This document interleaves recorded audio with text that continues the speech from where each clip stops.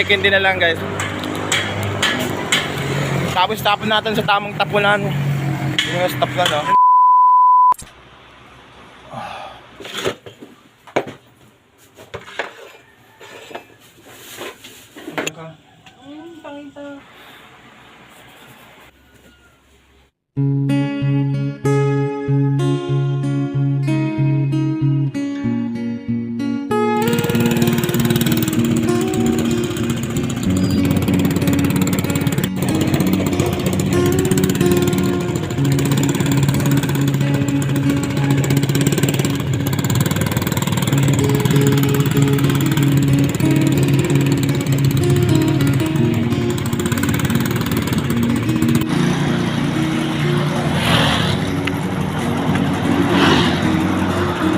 Yung oras guys, kailangan natin mag-candy para maiwasan natin yung kasi minsan naantok ako mag-drive guys.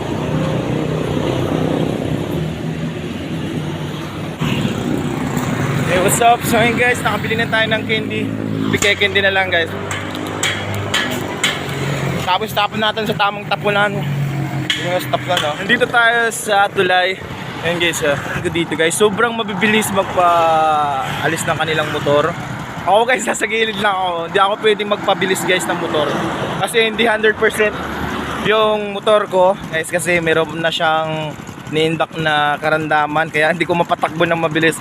Pero that's good naman siya guys, kasi hindi naman importante guys yung pabilisan dito sa daan, dito sa pedestrian guys. Ang importante dito guys, yung ligtas ka na makakarating kung saan ka mapupunta. Parang ano yan guys pagsubok sa buhay. Kung gaano nga kahirap ng buhay mo, wag mo isipin. Huwag mo isipin sumuko. Nito na muna ako sa metulay guys. Okay